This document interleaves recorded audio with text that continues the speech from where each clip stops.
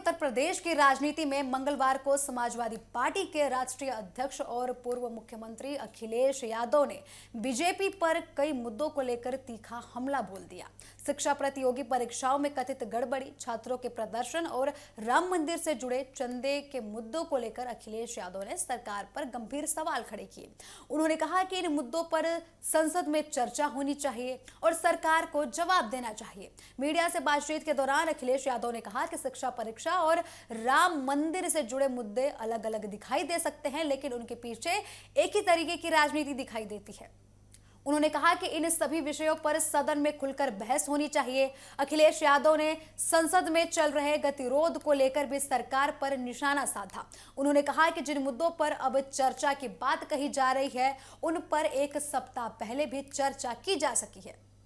मैं आपको बता दें कि सपा प्रमुख का आरोप है कि सरकार पहले चर्चा से बचती रही और अब राजनीतिक दबाव बढ़ने के बाद चर्चा की बात कह रही है। उन्होंने कहा कि अगर सरकार वास्तव में छात्रों और युवाओं से जुड़े मुद्दों पर चर्चा करना चाहती है तो उसे सदन में इन विषयों पर जवाब देना चाहिए। राम मंदिर से जुड़े चंदे चोरी के मुद्दों को लेकर अखिलेश यादव ने लगातार सदन में इस मुद्दे को उठाए जाने की बात कही और बीजेपी के घिराव की भी बात निकलकर अखिलेश यादव द्वारा सामने आई। उन्होंने आरोप लगाया कि बीजेपी के लोग इस मुद्दे पर चर्चा करने से बचते हैं। अखिलेश यादव ने छात्रों के प्रदर्शन और पुलिस कार्रवाई का भी मुद्दा उठाया। दिल्ली में छात्रों के प्रदर्शन के दौरान कथित बल प्रयोग का जिक्र करते हुए उन्होंने सरकार पर निशाना साध दिया।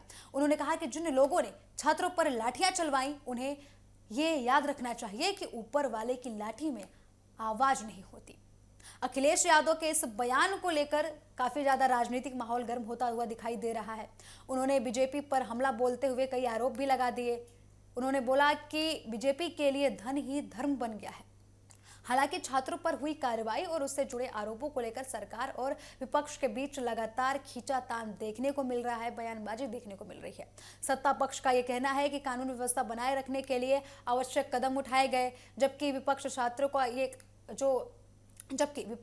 का ये कहना है कि बल प्रयोग को लेकर सरकार को घेरा जा रहा है। तो विपक्ष ये कह रहा है कि छात्रों के मुद्दों पर सरकार बात नहीं करना चाह रही। अखिलेश यादव ये बोल रहे हैं कि छात्रों के मुद्दों पर सरकार बात नहीं करना चाह रही। लेकिन सवाल ये उठ रहा है कि जब गृह मंत्री ने बोल दिया है कि सदन में वो आकर इन सभी बातों पर जवाब देंगे, तो उसके बाद भी इस तरीके की बयानबाजी क्या दिखाती है। और सवाल ये भी उठता है कि लाठी चार्ज आपको जंतर मंतर का दिखा, लेकिन झारखंड में जब लाठी चार्ज हुआ तो वो लाठी चार्ज का जो गूंज था, क्या आपके कान तक नहीं गया? ये भी सवाल उठ रहा है, क्योंकि अखिलेश यादव की तरफ से सिर्फ ये बयान दिया गया है झारखंड को लेकर कि सरकार और छात्रों के बीच बातचीत के जरिए समाधान निकाला जाएगा। और ये बयान तब दिया गया जब झारखंड में लाठी चार्ज हो गई थी, छात्र कई लाठी चार्ज में घायल हुए थे।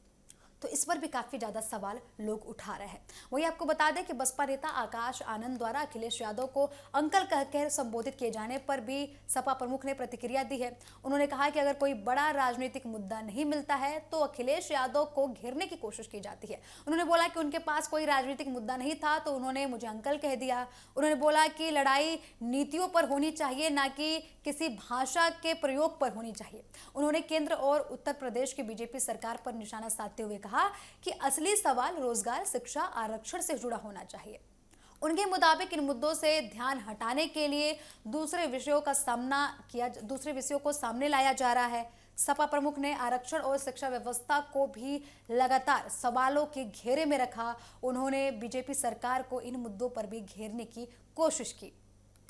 अखिलेश यादव का कहना था कि जब लाखों युवा प्रतियोगी परीक्षाओं की तैयारी करते हैं तो परीक्षा प्रक्रिया में किसी भी तरीके की गड़बड़ी उनके भविष्य को प्रभावित करती है। ऐसे मामलों में सरकार को स्पष्ट जवाब देना चाहिए और दोषियों पर कार्रवाई होनी चाहिए। उन्होंने युवाओं का मुद्दा उठाने का बात कही और जिस तरीके से अखिलेश यादव की तरफ से यह बयान निकलकर सामने आ रहा है कि सदन में हमें सिर्फ छात्रों की बातों पर चर्चा करना है, पेपर लीक पर चर्चा करना है और राम मंदिर के मुद्दे पर चर्चा करना है, लेकिन जिस तरीके का उनके तरफ से रिएक्शन निकल कर आ रहा है झारखंड के आंदोलन को लेकर, इसको भी लेकर काफी ज्यादा सवाल उठ रहे हैं कि अगर आपको छात्रों की चिंता है तो झारखंड के छात्रों का दर्द आपको क्यों नहीं दिखाई दे रहा? झारखंड के छात्रों की आवाज आपको क्यों नहीं सुनाई दे रही? वहीं उत्तर प्रदेश सरकार में कैबिनेट मंत्री और सुहेलदेव भारतीय समाज के प्रमुख ओम प्रकाश राजभर ने कई राजनीतिक मुद्दों पर बात की। इस दौरान उन्होंने आपको बता दें कि छात्रों के प्रदर्शन को लेकर और राहुल गांधी के छात्रों की गूंज कार्यक्रम को लेकर लगातार राजनीतिक बयान दिया है।